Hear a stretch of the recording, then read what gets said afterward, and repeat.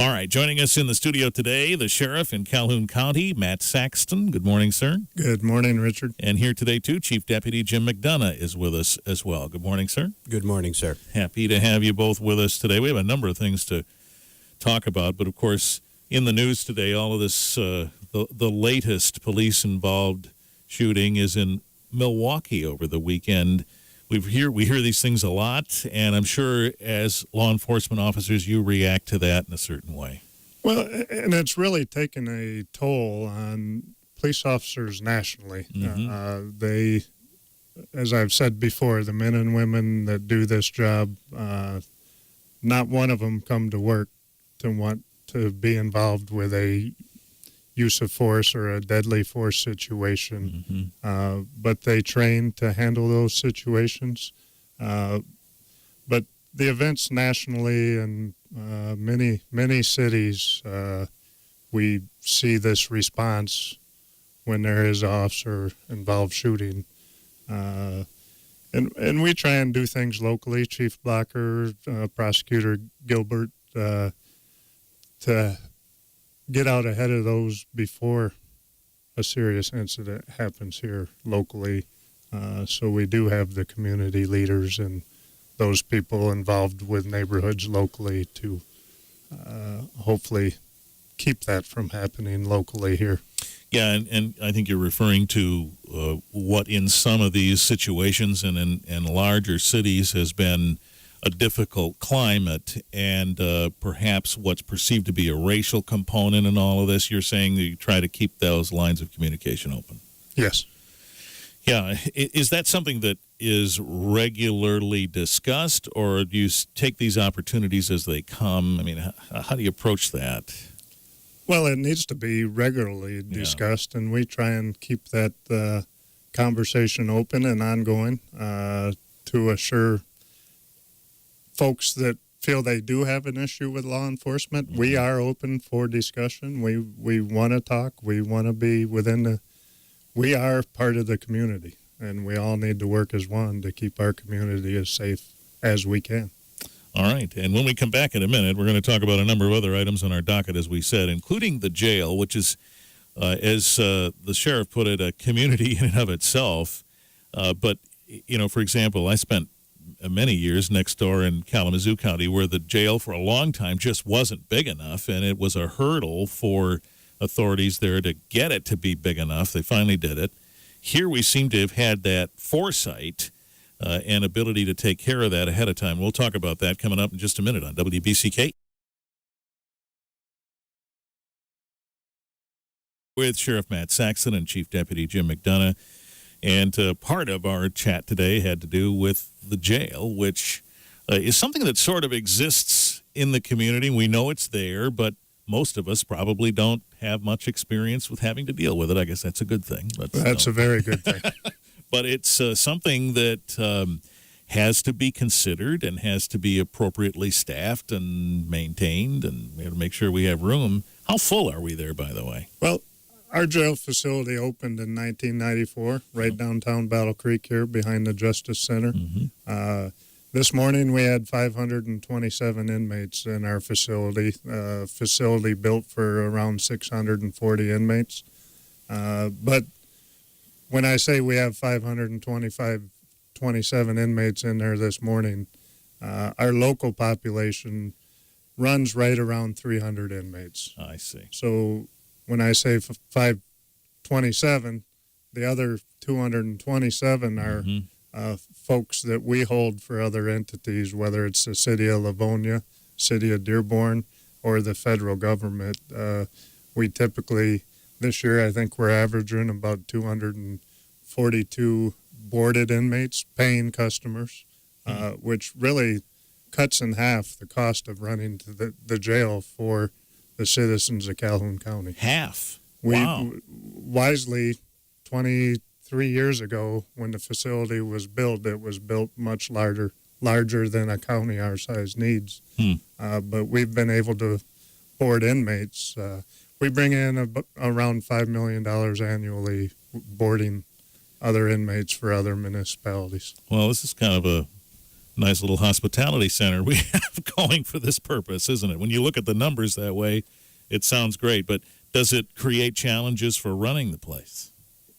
There are a number of challenges that we encounter, housing for different areas, especially for the feds. There are a number of requirements for inspections that we have to go through.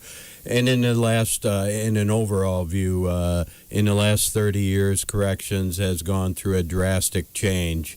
It's a very underappreciated fact. The skill set needed to be a corrections officer and the required certification that we go through and yearly training, it's no longer the knuckle-dragging turnkey that you have. We're counselors and advisors and teachers to persons that are locked up that don't want to be there. And we take a great pride in handling them in a professional manner and trying to return them to the community better than when they arrived into our hands. Would you say overall we're successful at that? I believe we are very successful. I work with an outstanding group of corrections staff, and I happen to believe that, in particular, the supervisors at our correctional facility are the best in this state and will compare to anywhere in the world. And I would compare our entire staff to any other jail in Calhoun County. Our federal inspections that we get annually, oftentimes I want to leave a big elephant out in the hallway because the facility is ran so nice, it's kept up. You'd be hard-pressed to walk into a 22-year-old jail and have it look the way it does.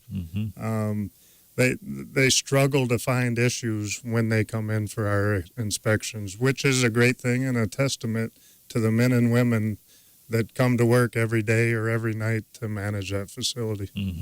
And the training to which the chief deputy refers then is, I suppose, subsidized by your accommodations fees from other places, I presume. Well, and that does help. That's one of the things here in the future we're working on to expand our training process. We are required by the state, each corrections deputy we have 83 corrections deputies in the facility, have to have 20 hours annually of training. We want to expand that and make sure we're getting more hands-on training. We do meet that 20 hours every year at a state requirement, but we want to go above that and get more training. But the staff is phenomenal at the facility already. Sheriff Matt Saxton is here, and Chief Deputy Jim McDonough, he tried to say, and we'll come back in just a minute and talk more about this in a second.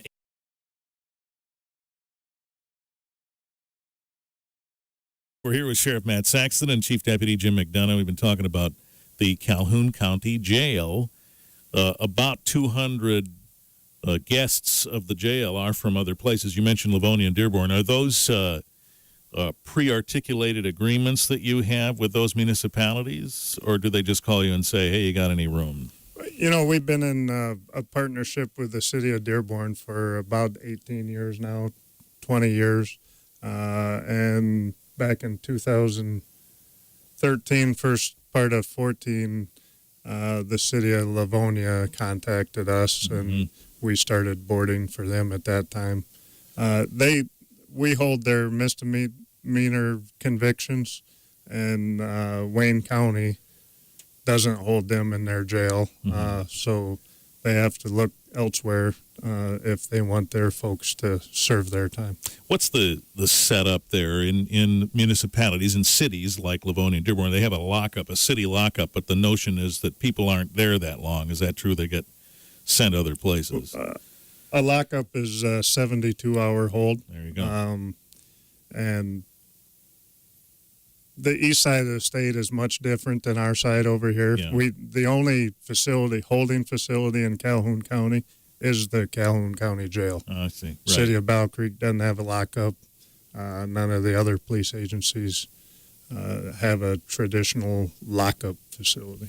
Bigger parts of the state have different kinds of requirements, different kinds of situations they have to deal with, I guess, to make room for that. It's interesting. As a native of Dearborn, I get there some of the time.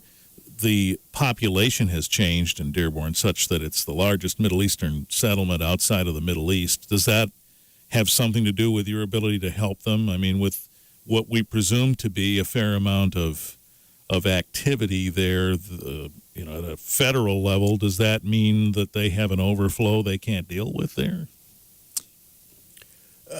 No, it's just that Wayne County has limited facilities to hold like misdemeanor charges, which they pretty much don't do unless it's very violent. Mm-hmm. So they opt to have us house them once they are sentenced, and sometimes even unsentenced. They have us house them and work through us to make sure that they have facilities to, improve what they have through their criminal justice system. Okay. So their use of our facility over time has probably been roughly the same, then it sounds like. Yes. All right, so we've been able to foresee these kinds of the kind of demand that many county jails have had to deal with on the west side of the state, and it seems like we've managed to handle that well. We haven't been in a situation where we've had to seek out accommodations elsewhere for our inmates. Well, and back in '93, prior to this facility being built, we were regularly on a overcrowding at the old jail and Marshall, and since then we have not had a time where we've had to be on a emergency overcrowding list, which really helps out the criminal justice system as a whole. Mm-hmm. By the way, when they send inmates to us, they're paying for that transportation, or do we charge for that? When those that we house for, we do go pick up. Okay. But they pay us for those folks that do the transportation. Part of the deal. All right. Part of the package. We get regular updates from the Calhoun County Board of Commissioners, and Chairman Derek King was talking not long ago and mentioned that you'd brought to the meeting a Deputy of the Year and recognized them. What's that all about? Well, years ago we had a employee recognition awards program, and we're trying to bring that back and put that in place. We've always had recognized a law enforcement deputy of the year, and it's been many years, probably 10, since we've recognized a corrections deputy of the year. So this year we put that back in place, and we recognized Deputy Bill Lazarus. Mm-hmm. He's been with us just over 2.5 years. He's a phenomenal employee, and I'm honored to recognize him. I'm honored that he works for us, but we really need to recognize our men and women that day in and day out. I'd like to give it to every corrections officer or every deputy. Yeah. So to recognize just one is tough. But we have a phenomenal staff that day in and day out do a great job. Well, congratulations to him. And by the way, if you're out at the fair this week, you'll see the sheriff around, and you'll be campaigning. This is campaign season for you now. You still, this has been a while now. You've been in this post, and you still have the fire to keep going, huh? Richard, I love my job. I've been fortunate to serve the citizens of Calhoun County at the sheriff's office the past 23 years and the past 4 as your sheriff. And I want to continue to be your sheriff and do good things for the citizens of Calhoun County. So, yes, please vote Matt Saxton on November 8th. All right, and you'll hear him say that probably if you meet up with him at the fair this week. And Chief Deputy Jim McDonough has been with us today, too. We appreciate your time. Thank you. Thank you, sir.